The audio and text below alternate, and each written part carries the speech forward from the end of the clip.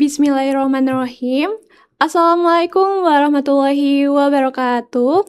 Hi everyone, welcome back to podcast Pokari. Oke, halo Cimsa dan teman-teman semuanya. Kembali lagi dengan Pokari, podcast Talk Cimsa FKRC. Oke, hari ini kita akan kembali lagi dengan kolaborasi bersama ASEP, yaitu Alumni Session at Pokari. Nah, di episode kali ini kita akan mengangkat tema yaitu tentang Trust, the role of understanding science and technology. Nah, Dipa, hari ini kita akan membahas apa nih, Dip, kira-kira? Oke, kita akan membahas bagaimana perkembangan ilmu, pengetahuan, dan teknologi kesehatan mulai dari AI, Google, hingga media sosial semakin mempengaruhi di dunia kesehatan.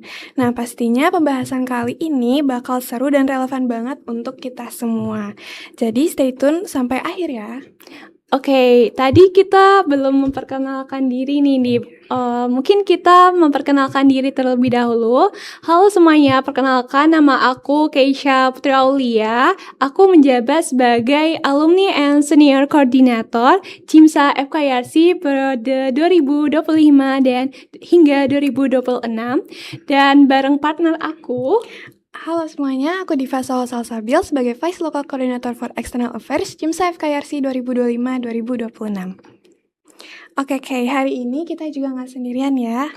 Nah, betul banget, Dip. Jadi kita hari ini udah kedatangan dua narasumber yang tentunya keren-keren banget nih. Mungkin kita boleh sapa-sapa dulu nih dengan kakak-kakak kita. Ada Kak Dova Milenia dan Kak Raisa Sabil. Boleh say hi dulu. Halo kakak. Apa kabarnya nih kak? Baik nggak? Baik dong. Gimana nih kak? Tadi perjalanan ke YRC-nya gimana? Apakah aman? Dari? Seperti mengingat kita waktu pre-klinik ya. Flashback gitu ya kan? Iya, flashback jadinya. Oke, kakak gimana kesehariannya? Oh ya, kenalin semuanya. Nama aku Dova Milenia. Aku Yarsi, angkatan 2017. Beda 7 tahun nih sama adik-adik aku sekarang. Sekarang aku lagi jadi dokter PTT atau dokter pengabdian ya. Nyebutnya di rumah sakit aku, di rumah sakit KHM Thohir di Krui, di Lampung. Kesehariannya sebenarnya aku kerja di Lampung, tapi karena di sana dokternya sedikit dan kami suka membadatkan jadwal, jadi kadang kita dapat libur seperti ini dan kebetulan juga ada acara Cimsa jadi aku datang gitu sih. Banyak. Kalau kakak? Hai, aku Raisa. Dulunya di sini sebagai VLI juga, sama mungkin sama Diva ya. Sekarang aku kegiatan sehari-harinya jadi dokter sih di rumah sakit swasta di Bogor. Sebelumnya aku sih baru selesai isip banget, baru Mei kemarin. Jadi sekarang lagi sehari-hari jadi dokter aja.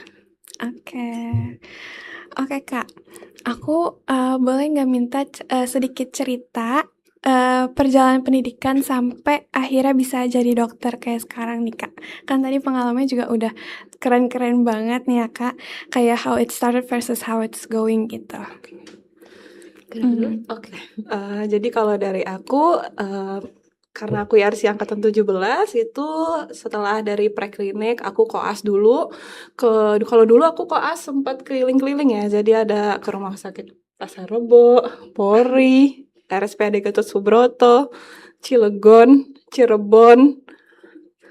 Capek gitu. Terus setelah itu aku internship, aku dapat internshipnya di Cibubur sama di Bekasi ya, intinya di Ciketing Udik. Kemudian sebelum internship aku ada magang sebentar di Rumah Sakit Jantung Jakarta, magang klinis. Kemudian aku internship selama 1 tahun.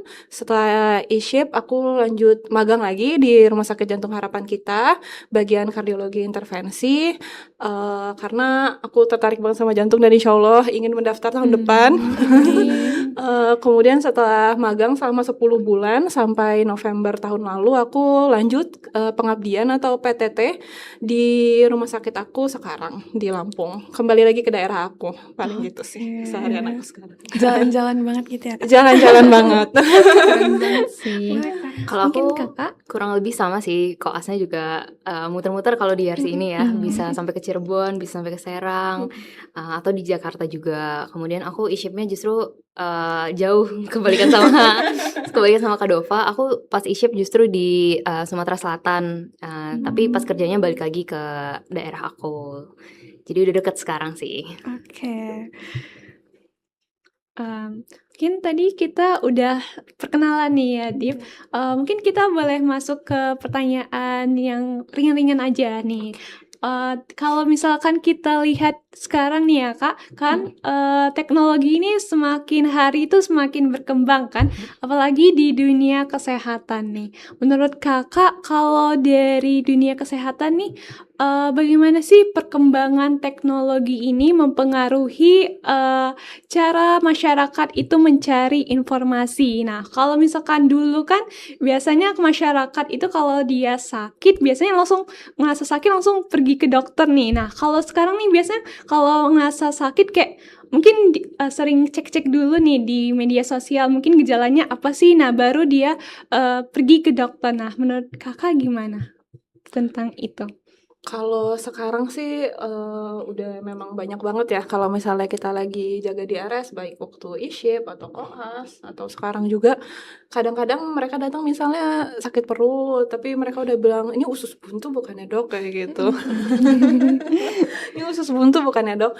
Nah kalau sekarang itu mereka jadi lebih kritis intinya. Jadi kita sebagai dokter itu menurut aku sebagai tantangan juga dimana kita tuh yang harus belajar lagi, harus sering ikut konversi lagi sama kan kita sebagai dokter itu long life learner ya, Iya, betul. selalu update ilmu karena bisa aja pasien itu lebih update daripada kita. Bisa aja pasiennya kita kasih terapi apa terus dia bilang kok terapinya ini ya dok ya, bukannya ada yang baru ya. Itu bisa aja loh terjadi. Mungkin dia memang dari keluarganya ada yang medis kayak gitu kan. Jadi kita tuh harus lebih banyak belajar lagi karena memang pasien itu jadi lebih kritis zaman sekarang kayak gitu.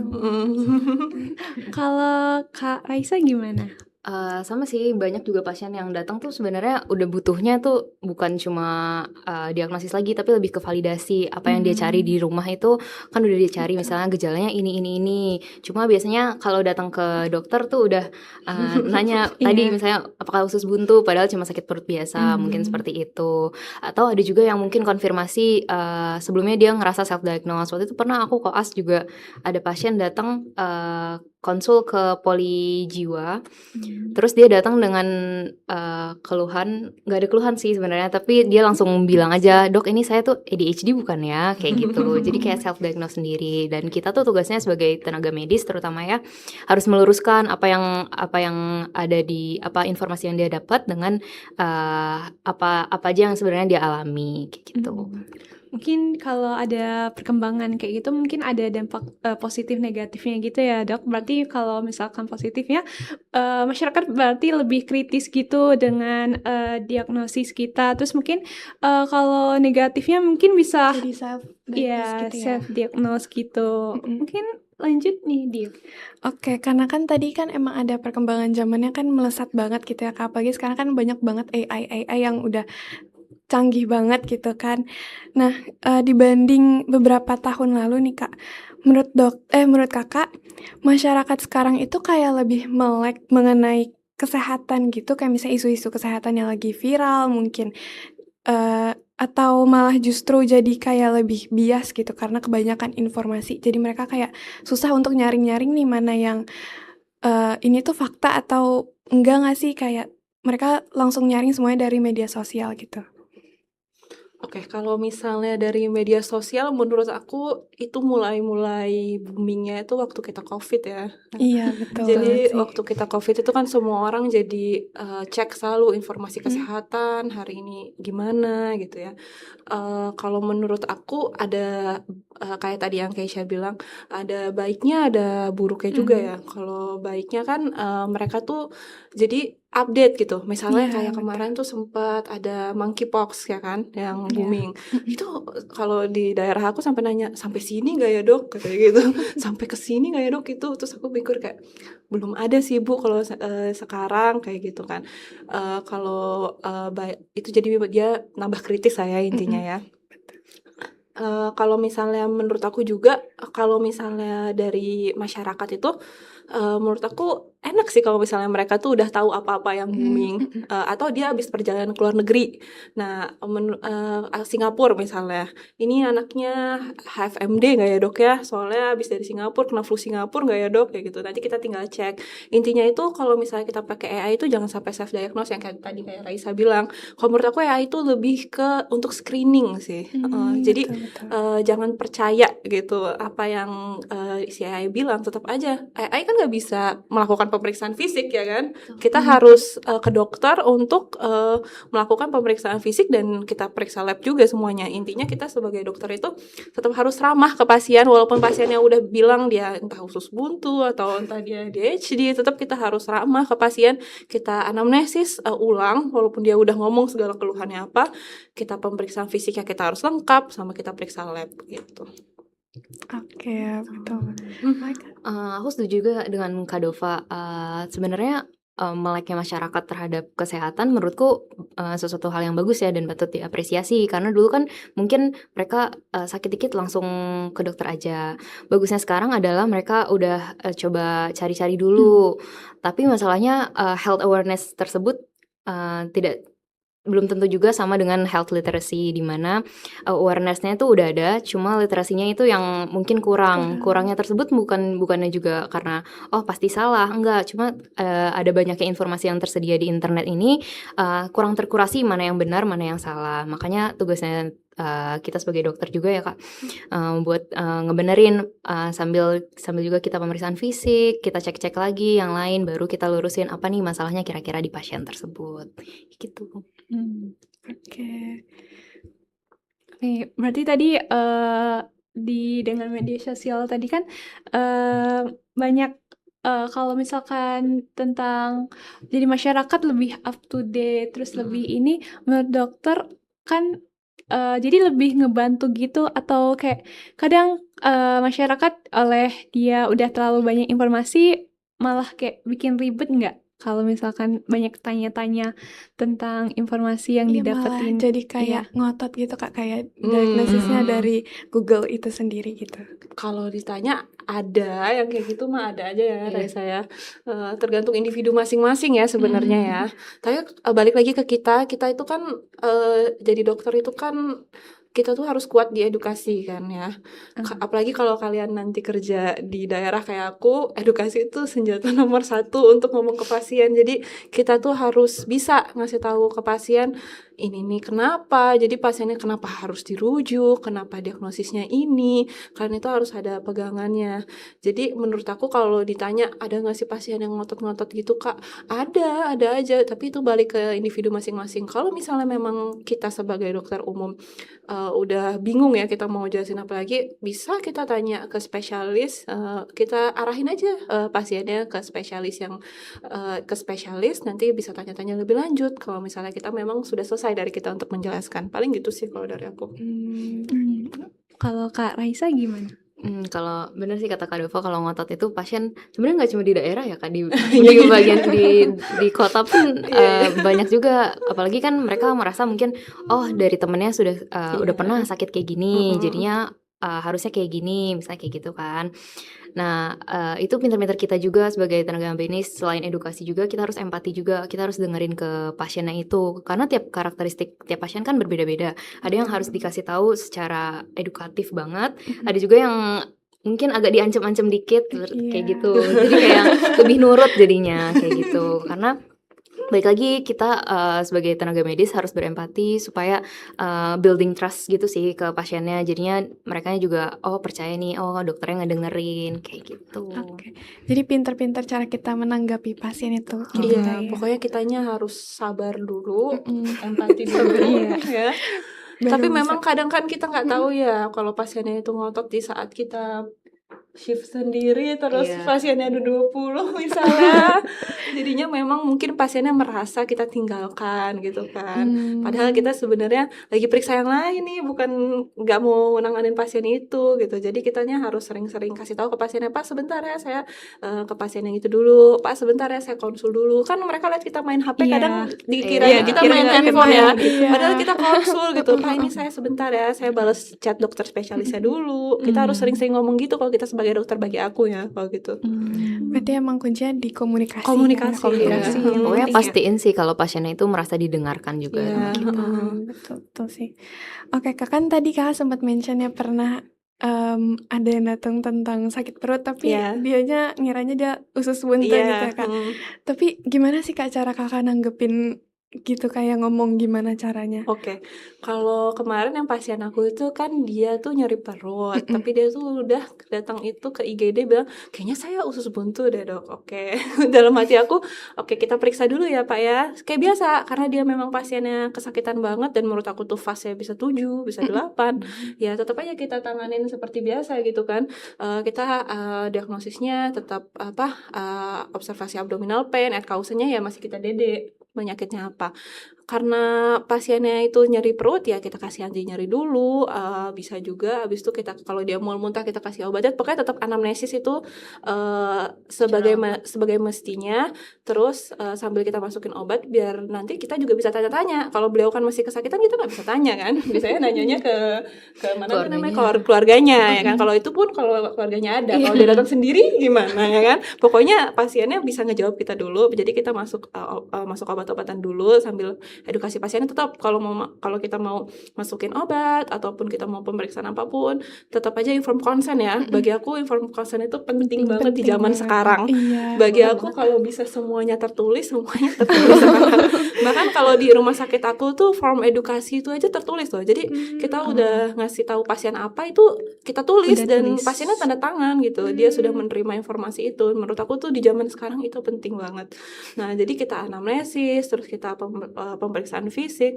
Kalau pas pemeriksaan fisik pasien itu kan dia bilang usus buntu, tapi waktu aku cek McBurney sign-nya negatif, psoas sign-nya negatif, obturator sign-nya negatif, paling cuman di ulu hatinya aja. Mungkin habis makan seblak Kak. Iya mungkin. Nah terus waktu ditanya keluarganya memang dia hobinya makan pedas, makan asam.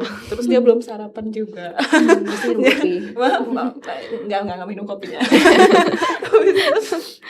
Kita cek labnya juga nggak ada leukositosis, Alvarado score-nya berarti dikit loh, nggak nyampe 8 ya kan. Nggak ini banget, pokoknya bukan suatu diagnosis yang ke arah usus buntu. Jadi aku edukasi pasiennya, aku bilang kemungkinan ini asam lambung, tapi kan asam lambung juga diagnosisnya banyak, diagnosis bandingnya banyak kan. Kemudian pasiennya itu kritis. Nah berarti kalau pasien asam lambung kita harus diagnosis itu kita hilangin semua, kayak ada nyeri dada nggak pasiennya gitu kan. Terus kalau memang pasien yang ngerasa masih belum yakin dengan penjelasan kita, kalau kemarin itu pasiennya itu aku arahin pas dia minggu depannya untuk USG abdomen biar dia tambah yakin kalau misalnya itu nggak kenapa-napa, atau besoknya. Sebenarnya karena hari itu hari Minggu sih pasiennya datang, jadi dokter radiologinya lagi nggak ada, tapi besok Seninnya aku saranin pasiennya ke dokter radiologi untuk di USG abdomen gitu. Setelah besoknya aku sempat ketemu pasien itu, ternyata dia nggak kenapa-napa gitu loh. Jadi balik-balik ke kitanya lagi ya. Kitanya harus bisa tetap anamnesis secara keseluruhan, walaupun menurut kita pokoknya kita jangan mikir enggak lah ini nggak usah diperiksa, jangan pernah mikir kayak gitu. Terus apapun yang kita lakukan pada pasien itu, karena kita kan harus menempatkan diri kita sebagai pasien ya, walaupun kita ngerasa kayaknya keluhannya biasa aja deh gitu, tapi kan kita tetap harus menempatkan diri kita sebagai pasien. Kalau kita lihat dia nyeri banget ya kita harus tangani secepatnya juga gitu. Terus kita periksa secara keseluruhan juga sampai pasien itu yakin kalau misalnya ternyata saya sakitnya ini bukan usus buntu gitu sekali. Untung pasiennya juga enggak yang bebas ngotot itu ya. Enggak sih, kalau dia lebih ke Kritis takut aja. sih. Oh, Apa ya? takut. Ya takutan ya saya. Menurutku itu juga nyambung sama dampak tadi kan kamu bilang ya dampak positif sama negatifnya. Dampak positifnya adalah kan kalau masyarakat tuh lebih aware berarti. Tapi dampak negatifnya kalau dia udah searching penyakitnya mungkin dia jadi lebih cemas datangnya. ya, ada cemas Cemasnya gitu. berlebihan. Iya, Mungkin cemasnya aduh apa berlebihan. ini mau mati dong Iya. kayak gitu. Iya, banyak yang gitu. Iya. Dia jadinya cemas berlebihan. Nah, itu tugas kita untuk menghilangkan kecemasan itu sebenarnya gitu. Karena kita kan nggak bisa underdiagnose, nggak bisa overdiagnose juga kan. Betul, betul. Mm. Kalau Kak Raisa sendiri pernah mengalami hal serupa gitu nggak, Kak? Nggak sampai yang ngotot banget juga sih. Cuma yang tadi sih paling yang ADHD itu kenapa terngiang banget di aku karena pasien itu datang langsung nunjukin video TikToknya gitu. Kayak dok saya tuh ada gejala ini. Kalau kata TikTok saya ADHD bener gak? Terus kata dokter SPKJ-nya itu juga ngedukasi dengan benar. Dieliminasi lagi diagnosisnya anamnesisnya kayak gitu. Enggak sih, ternyata sebenarnya belum sampai ke situ. Mungkin emang cemas aja. Terus kan mungkin masyarakat juga ngerasa mereka juga menelan informasi tergantung apa yang pengen mereka cari atau yang pengen mereka kayaknya I believe aku nih ADHD gini-gini. Tapi kalau didorong dengan pendapat ahli seperti SPKJ atau yang kayak atau jurnal-jurnal kayak gitu, mungkin harusnya bisa dibantu ke arah yang lebih benar kayak gitu. Oh ya, balik lagi benar kata Raisa, berarti evidence based medicine ya saya pelajaran kita semester 1 di RC itu EBM itu penting banget itu. Mungkin karena aku di daerah ya orang-orangnya nggak selalu ngomongin jurnal kali ya saya. Tapi kalau dulu waktu aku di Cibubur waktu ISHIP ya kita kalau mau ngasih terapi terus terapinya ini yang terbaru ini tapi pasiennya bilang ini ya kita harus bawa itu ini kalau di jurnal kayak gini. Iya itu juga masalah di pasien di kota sih sebenarnya. Kadang pasien udah baca jurnal juga, dok saya baca jurnal katanya alternatif ini bisa kayak gini. Berarti kita bantu untuk meluruskan lagi sambil kalau emang mereka kurang puas berarti konsul lagi ke spesialis. Iya gitu. benar. Karena apa yang ada di jurnal belum tentu obatnya itu ada di Indonesia. Seringnya nggak ada. Seringnya nggak ada. Kalau di kardio itu semuanya nggak ada. Oke, jadi bagaimana cara kita komunikasi, terus kayak edukasi sama apa yang kita kasih ke pasien sampai mereka tuh yakin sama diagnosis dari kita gitu ya. Iya. Oke, mungkin tadi ada sangkut pautnya gitu kan tadi tentang kayak komunikasi atau apa. Jadi ada nggak sih dokter bagian yang tentunya profesi dokter itu nggak bakal digantikan oleh teknologi. Mungkin ada beberapa kan. Mungkin ada bisa dijelasin apa aja. Mungkin bagian yang pastinya nggak bakal diganti oleh teknologi gitu. Yang pastinya pemeriksaan fisik. Iya pasti Pemeriksaan fisik nggak bakal Betul. diganti gitu kan. Terus apa ya? Yang pasti diagnosis juga bagi aku AI itu untuk screening sih. Jadi kalau diagnosis itu tetap harus dengan pemeriksaan fisik, dengan pemeriksaan lab kayak gitu. Kalau bagi aku ya belum bisa banget diganti AI. Betul. Karena AI nggak bisa ngerasain tuh pasiennya. Iya, balik lagi ke si empati itu sih menurut aku juga penting banget. Karena kan kalau pasien konsul ke dokter kan maksudnya ya heart to heart gitu lah ya. Maksudnya langsung konsul keluhannya gini. Mungkin AI juga bisa mendengarkan dengan informasi yang ada di internet. Cuma balik lagi kalau dokter kan berarti udah lebih berpengalaman, mungkin ada pasiennya sebelumnya kayak gini juga, atau jurnal-jurnal yang dibaca juga udah lebih terselektif kayak gitu. Apalagi AI itu setahu aku responnya lebih kayak memvalidasi kita gitu. Iya. Lebih memihak kita.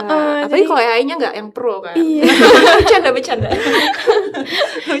Kita ngomong apa diiyain semuanya gitu ya kan. Jadi emang lebih bagus ke dokter sih, soalnya nggak ada yang bisa ngegantiin juga. Iya, nggak bisa kita digantiin. Jangan dong. Cuma bisa screening awal aja gitu ya dok. Berarti kayak kalau pemeriksaan fisik dengan penunjang gitu kan masih perlu dokter gitu ya dok. Kalau penunjang sebenarnya ada beberapa sekarang AI itu. Kalau misalnya di dunia kardiologi itu setahu aku tuh ada banyak AI sekarang bisa baca EKG. Jadi misalnya kita fotoin EKG-nya apa dia bisa bilang ini apa gitu. Tapi balik lagi kita harus cek benar gak sih yang dia omongin itu gitu loh. Iya. Terus kalau misalnya di dunia lab itu AI juga ada sekarang bisa baca lab. Misalnya kalau misalnya leukositnya nurun, Oh iya. terus kalau itu ada yang Sama bisa. sih Kak, aku juga pernah waktu sebelum ISHIP aku juga magang di RSCM. Nah itu juga aku ada ikut penelitian salah satu konsulen itu pakai AI juga, tapi ngedeteksi ronsen gitu. Tapi itu pun nggak 100% benar juga, karena menurutku masih tergolong baru ya Kak, apalagi di Iya. Indonesia ini untuk AI yang ngedetecting diagnosis atau pembacaan ronsen itu masih harus butuh studi lanjut sih Iya. tetap. Yang penting sih menurut aku tetap aja yang kayak tadi Raisa bilang, kalau empati terus ke pasien itu gimana, itu kan gak pernah akan bisa digantikan ya kan. Kalau itu kayak gak pernah, gak dan gak akan mungkin gitu. Menurut aku gitu sih. Tapi kalau kedepannya menurut aku bisa banget kayak ini berkembang untuk meriksa penunjang tuh bisa sih. Betul. Tapi nggak bisa jadi pengganti sih, Nggak menurut aku bisa, harus iya. berjalan bersama-sama. Karena usernya nggak bisa diganti. Kayak ekokardiografi, beberapa alat itu dia bisa ngasih tahu nih ejection maksudnya langsung ngasih tahu ini apa. Tapi yang ngelakuin kan tetap usernya, Iya. tetap kita kan. Sama sih kayak kita kalau nanya sesuatu di ChatGPT kan pasti ada promptnya dari kita juga kan, Iya, nggak bisa dia betul. tahu langsung Iya, apapun yang kita mau. Iya benar. Menurut aku kalau kita sebagai mahasiswa kedokteran, kalau kita pakai AI itu boleh banget ya. Tapi untuk diskusi sih kalau menurut aku. Kayak misalnya kita ada sesuatu yang kita bingungin, Iya, atau butuh second opinion gitu. butuh second opinion. Bingung nih diagnosisnya apa lagi ya, kalau bukan ini tapi kok diperiksa ini bukan. Kita tanya boleh, tapi jangan sebagai tolak ukur gitu loh. Paling gitu sih. Pokoknya nggak ada yang bisa ngegantiin dokter lah ya Kak. Kalau menurut aku belum sih. Kalau ganti enggak sih kalau Mungkin 100%. bisa berjalan berdampingan Iya. gitu. Iya, Gitu. kalau berjalan Gitu. berdampingan bisa banget. Dan emang harus dipakai secara bijak juga kali Iya. ya Betul. AI-nya. Menurut aku AI itu kan untuk mempermudah kita ya, Iya. jangan sampai Iya, mempersulit. benar, Kalau bikin benar. kita cemas, Iya. kita bikin kita tambah cemas, bikin kepikiran, menurut aku udah overconsumption berarti Iya, AI-nya. betul. Oke, mungkin tadi kalau misalkan tentang teknologi AI gitu kan, berarti kan masyarakat tuh bisa dapat informasi itu dengan cepat kan? Iya. Itu bisa mempermudah kita dapat informasi. Nah, menurut kakak ada nggak sih strategi biar masyarakat itu bisa mendapatkan informasi di media sosial tuh dengan benar gitu? Mungkin biar nggak salah ambil informasi gitu. Di media sosial berarti ya. Kalau di AI menurut aku dianya juga harus nanyanya jangan secara umum ya, jangan kayak saya demam nih, sakit apa gitu. Iya, itu jadinya Itu jawabannya banyak banget pasti. menyerap informasinya secara mentah-mentah juga. Iya, itu mentah banget. Tapi kalau di media sosial ya kita harus pinter-pinter cari sumber ya. Iya. Kalau memang di sekarang kan banyak banget dokter spesialis itu yang buat trials kan kayaknya Iya. banyak banget kayak. Kalau nggak tahu dokter spesialisnya siapa, biasanya ke rumah sakitnya juga. Cari aja Iya. akun rumah sakitnya, biasanya dia ada konten edukasi. Dia ada podcast kayak gini Iya. juga. Nah, kalau misalnya memang itu kita bisa milihnya dari situ sih menurut aku. Ya saya. Tapi kalau emang dia maunya jadinya konsul, selain ke AI bisa juga telemedicine kan? Iya, telemedicine. Iya, benar, benar. Iya, banyak.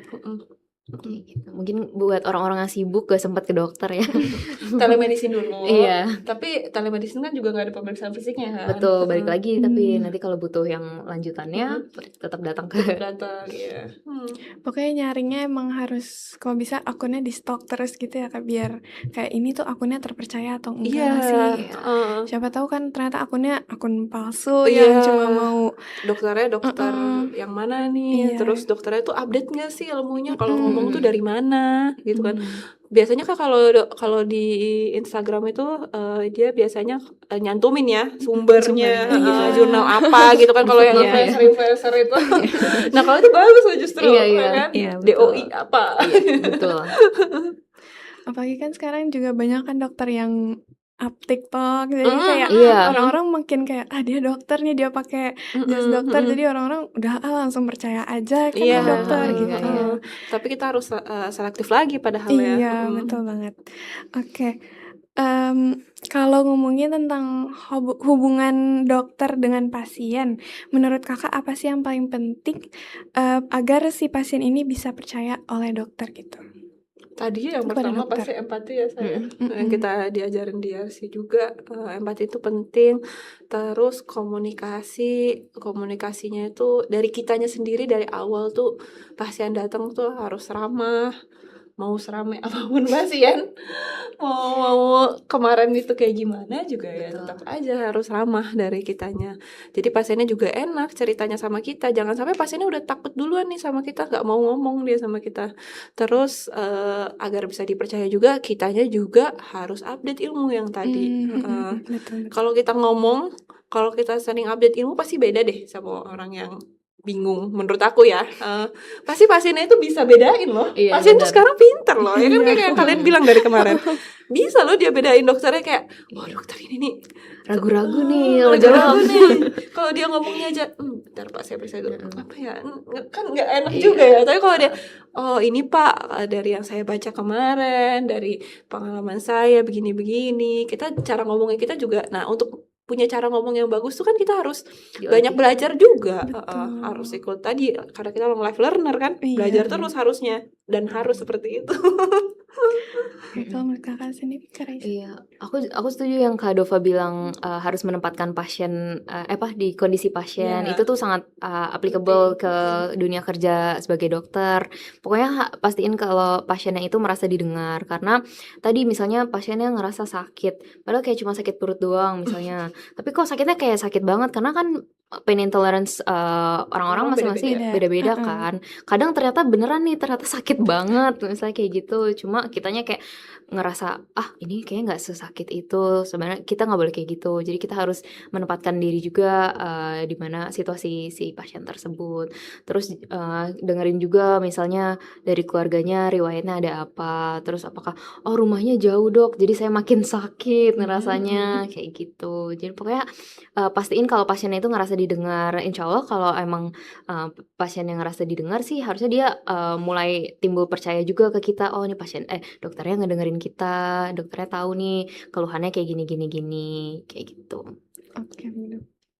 Oke, mungkin pertanyaan selanjutnya kan berarti kayak hubungan dokter dengan pasien tuh biasanya yang paling penting tuh kan komunikasi ya dok, Kak. Nah, menurut Kakak seberapa pengaruh sih komunikasi itu dengan pasien? Apakah kayak ada interaksi kecil-kecil atau hal sederhana yang biasanya dokter lakukan supaya kayak bisa menumbuhkan rasa percaya ke pasien gitu, rasa kayak nyaman, percaya dengan dokter gitu? Menurut aku hal kecil yang bisa kita lakuin adalah 5S. Dari dulu. Benar. Walaupun di IG deh, walaupun kadang Iya. susah loh kalau di IG kayak gitu. Iya, Ya, itu kayak remeh aja gitu ya, remeh, padahal tapi penting iya banget loh. betul. Dari kalian datang ke pasien memperkenalkan diri itu udah penting banget menurut aku ya. Jadi jangan kayak dok ada pasien dok di bed 3 ya periksa. Gak tahu tuh pasiennya siapa yang meriksa dia, kan dia nggak Iya. tahu.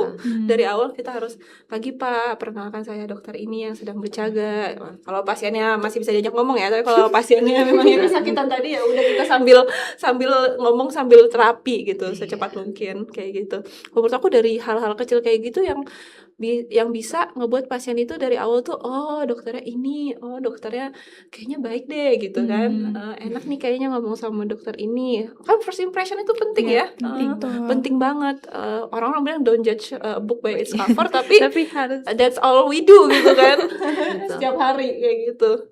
Dari pakaian kita pun yang rapi itu kalau di kota apalagi itu berpengaruh banget itu. Iya, kadang Nemtek itu. karena pasien kadang kayak kalau keluarganya nanya udah diperiksa dokter belum, gak tahu tadi siapa yang nggak tahu siapa yang meriksa tadi, nggak tahu siapa yang meriksa. Kalau waktu aku e-ship bahkan itu nemtek itu penting loh. Kartu tanda pengenal itu ID-nya ID card itu penting banget. Ada loh pasien yang nanya dokter ID cardnya mana, ada loh. Ada kayak gitu. Bahkan temen e-ship aku waktu itu pernah dimarahin karena dia dia ke pasien, tapi dia sebenarnya cuma mau ngejelasin hasil lab aja sih, tapi dia nggak bawa stetoskop. Jadi pasiennya bingung, ini dokter apa bukan? Iya. Gitu tuh hal-hal kecil yang Iya, sering betul. terjadi sekarang. Jadi emang secara kitanya juga harus representatif gitu ke pasiennya, gitu sih menurut aku. Banyak orang bilang di daerah nggak usah lah kayak gitu. Menurut aku enggak sih, sekarang Sama aja sih. sama aja bagi aku. Walaupun di daerah aku terpencil banget kayak gitu, tetap aja komunikasi itu penting. Dia jadinya, saya kemarin diperiksa dok, tapi saya nggak tahu tuh dokter siapa. Oh iya pak, paling kita cuma bisa bilang gitu kan. Dan kita jadi pelajaran gitu. Oh berarti kita nggak boleh tuh jadi dokter yang kayak gitu. Kita harus minimal kenalin ke pasien gitu kan, atau minimal pasiennya tahu dokternya jaga yang ini nih yang jaga gitu. Menurut aku gitu sih, hal-hal kecil ya.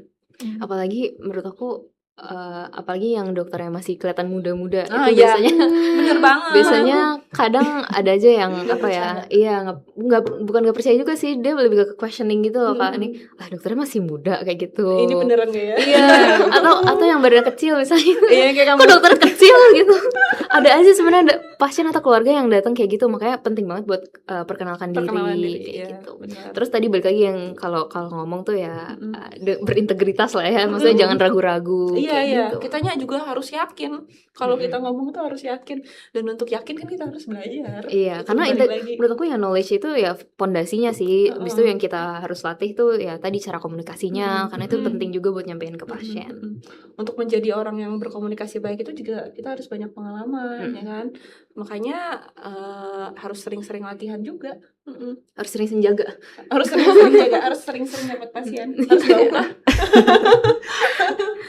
Menurut aku itu sih, kayak kalau di daerah itu aku udah perkenalkan diri aku, tapi kadang mereka suka dalam tanda kutip bercanda ya. Mereka bilang kayak gini, dokter beneran dokter ya, bukan masih kuliah. Ibu, kalau saya masih kuliah saya nggak mungkin periksa ibu. Aku bilang gitu aja paling sih.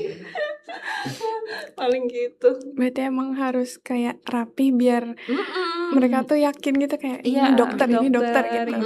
Kalau di rumah sakit aku kan kalau kita pakai baju bebas ya, bukan pakai baju jaga tuh harus pakai snelly ya kan? Iya. Seringnya Seringnya kayak gitu Seringnya sih. kayak gitu. Kalau pakai baju jaga biasanya kan udah ada namanya ya. Iya.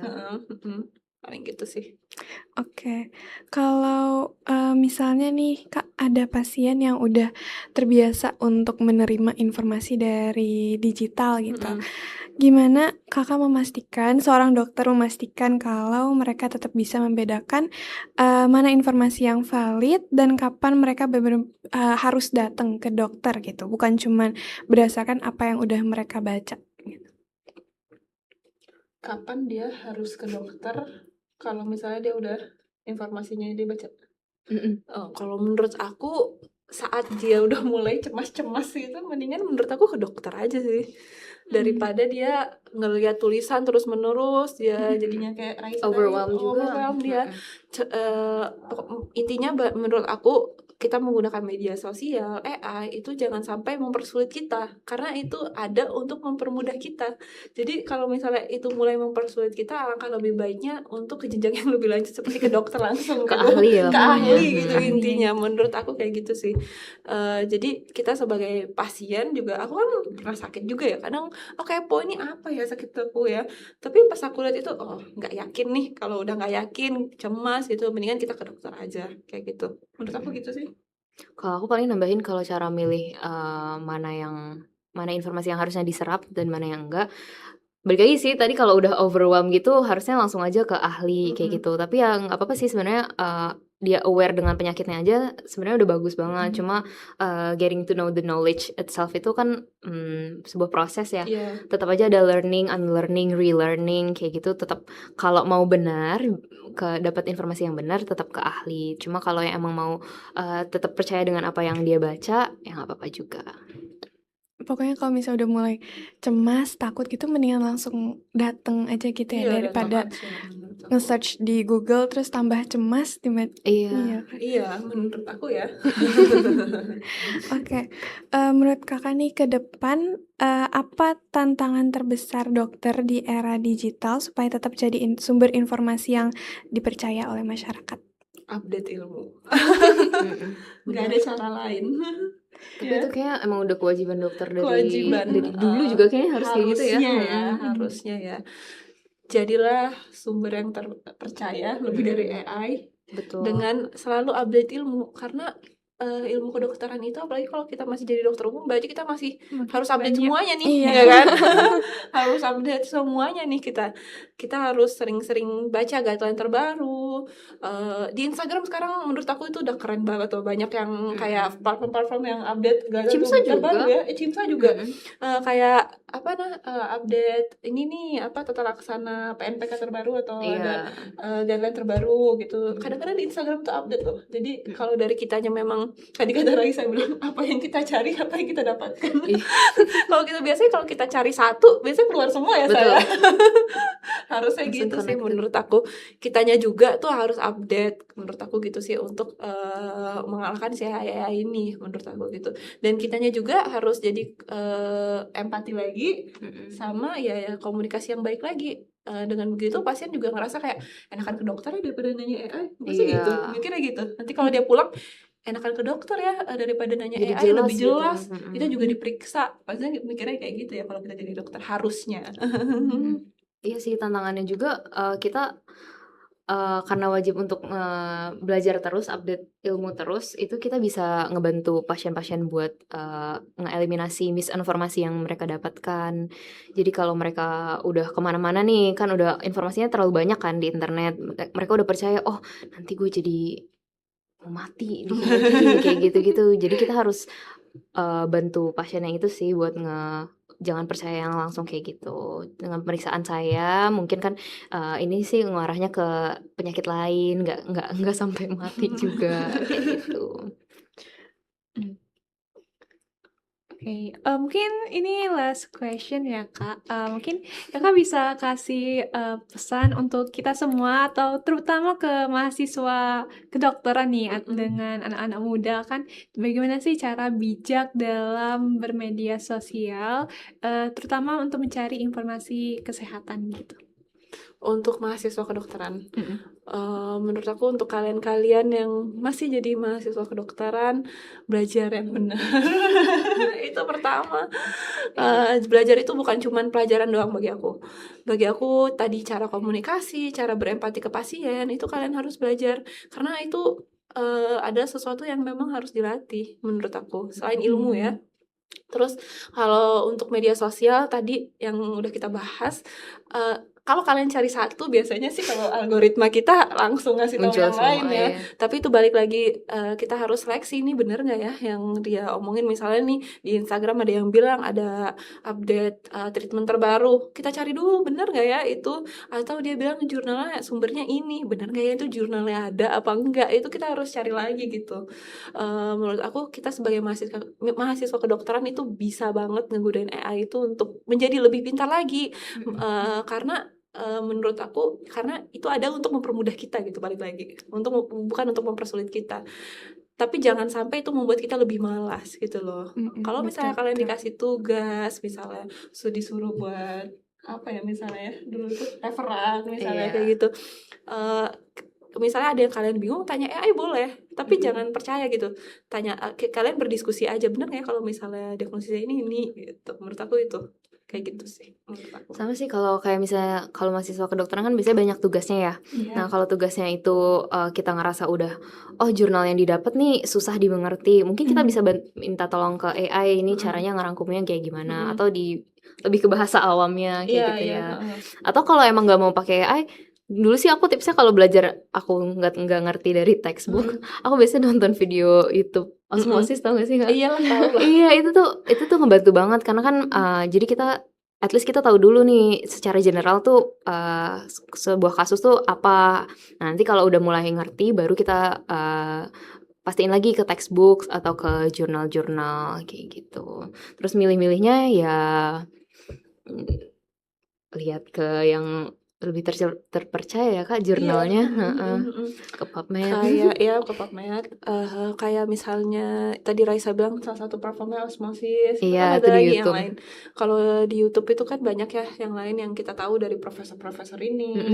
Sekarang kan banyak banget webinar online ya kan? Iya. Yang bener-bener yang ngajarin itu ya memang dokter spesialis. Betul. Menurut aku itu bagus banget, dan itu mulainya itu pas COVID kan kayak gitu tuh, aku inget banget. Jadi itu menurut aku bagus banget loh, itu membantu banget bagi aku ya. Saran aku juga kalau emang mahasiswa kedokteran follow-followin aja tuh yang Iya, akun-akun yang sering ngadain Nanti kita webinar. jadi promosi kan.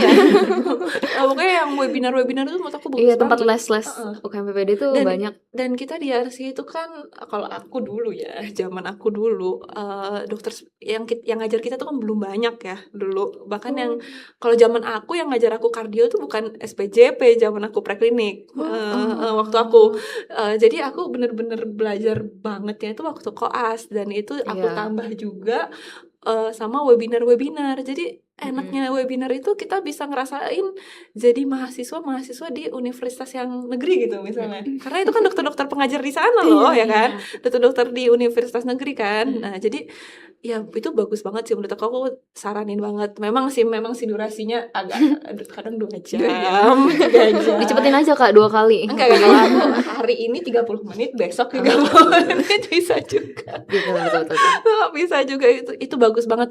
Dan kalau yang ngajar dokter spesialis dia kan praktek di Indo ya, jadi dia relevan lah ya, maksudnya kalau dia Iya. ngomong apa. Kadang kan kalau di osmosis itu kan platform luar negeri ya, Iya. kadang dia ngasih Makanya tahu itu buat treatmentnya apa, kayak secara treatment general asma aja. itu kayak nggak ada nih obatnya di Indo Iya, ya. atau Asma mungkin mah udah ini aja. lama guideline-nya ngikutinnya. Iya, bisa juga.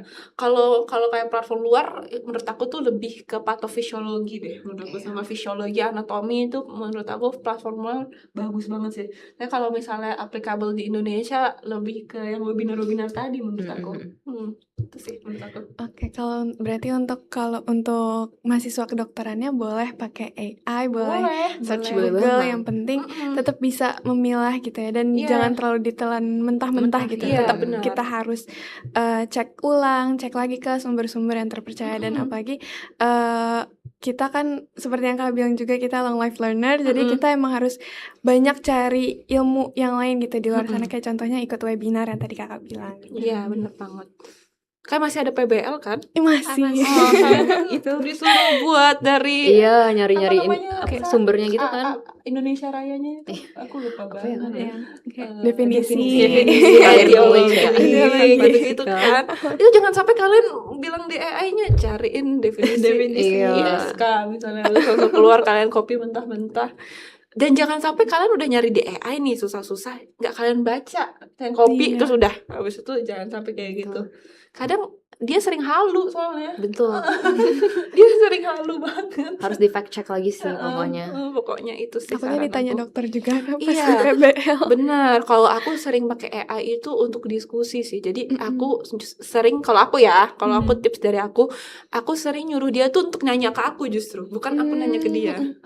Misalnya aku bilang, tolong bikin 10 pertanyaan untuk aku tentang gagal jantung misalnya. Menantang ya. Iya, menantang dong, biar dia nantang aku gitu. Terus dia ngasih tuh misalnya jawab pertanyaan pertama apa. Terus aku jawab nih apa. Terus dia bilang bener gini, tapi ada yang salah. Terus misalnya dia bilang salah nih. Kamu salahnya itu sumbernya apa? Aku tanya gitu. Nah, nanti dia kasih sumbernya. Kalau aku selalu minta linknya juga. Aku bilang kayak gitu.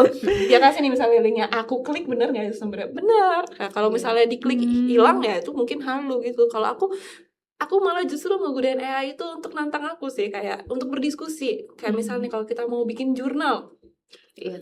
mau bikin case report, ya kan, paper, menurut aku di RC itu harus banget sih. Kalau di zaman aku tuh waktu tuh masih sedikit banget. Raisa kayaknya juga deh. Kalian yang generasi 2024 yang muda ini, menurut aku itu bisa banget. Kalian bisa bikin paper mulai dari kalian preklinik ini. Ya, kalau aku kan baru mulai itu setelah e-ship ya, maksudnya telat sebenarnya. Dan itu kita tahunya dari magang ya, saya biasanya ya.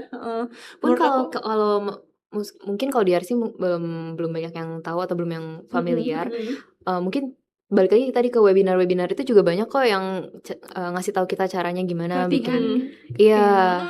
Cara buat workshopnya juga kadang ada. Webinar untuk buat case report aja ada sekarang ya kan. Nah, itu bisa kalian cari ide di sana. Misalnya tapi jangan bilang tolong buatkan ide case report tentang gagal jantung. Nah, bukan kayak gitu promnya. Tapi dari kalian tuh harus udah ada idenya dulu nih. Misalnya kalian tahu gagal jantung itu diobatinnya sama obat ini. Terus kalian tanya, menurut kamu masih relevan gak ya kalau misalnya begini gitu. Jangan sampai tok gitu aja idenya menurut aku. Dan kalian bisa ngegunain itu tadi yang untuk kalau kalian mau ujian nih misalnya. Ujian apa namanya? UAB. Ujian blok ya. Ujian akhir blok ya. Iya. Nah, itu misalnya kalian blok respi misalnya atau blok apa. Tanyain aja pertanyaan yang sering keluar di ujian blok ini apa ya gitu kan. Nanti kalian jadi jawab gitu. Jadi active learning bukan passive learning doang. Dan itu di zaman sekarang itu bukan cuman kalian nyatet doang, tapi kalian juga harus bisa active learning kayak gitu menurut aku. Gitu sih. Bijak-bijaknya kita menggunakan si Google ini juga ya. Apalagi kalau yang introvert kan Iya. males belajar bareng, mending kalian tergantung Belajar bareng AI. cocok-cocokan ya kan. Oh, kalau di AI aku juga sering kayak gini nih tipsnya. Misalnya nih ada guideline terbaru, aku upload di situ guideline itu. Oh, Aku upload ke sana. Terus nanti aku suruh dia tanyain aku tentang guideline yang aku upload itu. Guideline. Nah, itu jadi dia nggak bakal halu. iya. Kadang pun kita benar-benar. nyuruh dia cari yang guideline terbaru juga bisa. Pokoknya kan ada Bisa, pilihan ya bisa. kan, ChatGPT itu ada yang kayak Iya. lebih researchnya atau Iya, iya. apanya, critical thinking. Kalau aku sering misalnya guideline terbaru ini nih, guideline yang lama ini nih. Aku males nih bandingin nih terbaru apa sih dari dua guideline ini. Nanti pas dia ngomong aku cek lagi tapi tetap benar nggak tetap ya? fact check lagi pokoknya. Sampai aku tanya halaman berapa yang baru biar aku baca gitu loh. Menurut aku gitu. Saranku sih gitu. Atau kalau ada PPT dari dosen-dosen kalian upload dulu terus baru kalian tanyain. Tolong tanyain aku dari PPT ini, pertanyaan apa yang sering keluar tuh bisa banget. Menurut aku untuk latihan itu Kita nggak ada ya kan gitu ya. gak ada, kita saat dulu. Belajar menurut aku itu keren dan itu bisa membuat kita tuh cepet gitu. Orang-orang yang sekarang menang lomba itu pakai AI semua. Jadi pinter-pinteran kita untuk ngegunain itu. Menurut aku itu sih. Kalau udah bikin aku males itu aku udah nggak mau lagi. Kalau bikin aku kayak stres malahan kayak aduh apa ya jawabannya. Nah, itu menarik. Gitu sih menurut aku. Tipsnya emang bagus banget ya. Ini Kalian bisa aplikasi ini tuh loh. iya. Abis ini Endokrin ya. Iya. Iya, kalau Minta tolong. ginjal. Ginjal juga ada. Oh ya, endokrin berarti galen-galen perkeni. Kan upload aja di situ nanti kalian tanyain. Iya. Buat dites ulang Iya. gitu. Biar kita makin pede untuk UAB-nya Iya. gitu misalnya gitu. Kayak kalian mau blog gitu, nanti kalian tanyain aja kalau misalnya diabetes mellitus tuh apa gitunya. Suruh dia nanya kalian, jangan kalian nanya dia. Kalau menurut aku sih gitu. Jadi kalian dengan kalian ditanya dia kan kalian mengetik tuh. Itu udah 2 tahap tuh learning ya. Kalian udah ngetik, kalian mikir, kalian ngetik, kalian dikoreksi dia, kalian belajar lagi, udah berkali-kali itu. Itu Berarti kan pasti inget. udah bukan learning doang tapi udah understanding. Iya, itu pokoknya active learning banget itu. Daripada kalian cuman nulis definisi ini. Nanti kalau ditanya apa ya? Gitu kan. Menurut aku gitu sih. Oke, mungkin dari itu cukup untuk pertanyaan podcast kita. Mungkin Kay mau ngucapin terima kasih banyak kepada Kak Dova dan Kak Raisa udah beri informasi yang insight yang bagus banget kan. Karena dari sharing session ini Kay juga makin paham kan kalau teknologi itu bisa mempermudah kita, tapi dengan bijak-bijaknya kita sendiri kan bisa ngelola informasi. Terus juga dengan teknologi ini kita juga harus bisa memilih nih kapan kita mau berkonsultasi ke tenaga kesehatan secara tepat gitu ya, Dip. Iya. Oke, benar banget. Semoga seluruh pembahasan hari ini juga bisa menambah wawasan teman-teman yang sedang mendengarkan Pokari pada saat ini, sehingga kita semua bisa menjadi pengguna teknologi yang lebih bijak tadi yang Kay bilang, dan tetap mengutamakan sumber informasi kesehatan yang kredibel. Sekali lagi aku dan Keisha ingin mengucapkan terima kasih banyak kepada Kak Dova dan Kak Raisa yang telah meluangkan waktunya untuk berbagi ilmu dan pengalaman bersama Cimsaf KRC. Makasih juga udah diundang. Sama-sama. Mungkin mohon maaf misalkan ada kekurangan dari kami mohon maaf. Aku Keisha Priolia dan aku Diva Salsabil. izin Pamit undur diri. See you on the next episode of Pokari, Podcast Talk Cimsa FK Yarsi. And last but not least, don't forget to always be active with Cimsa! Yeay. Cimsa, empowering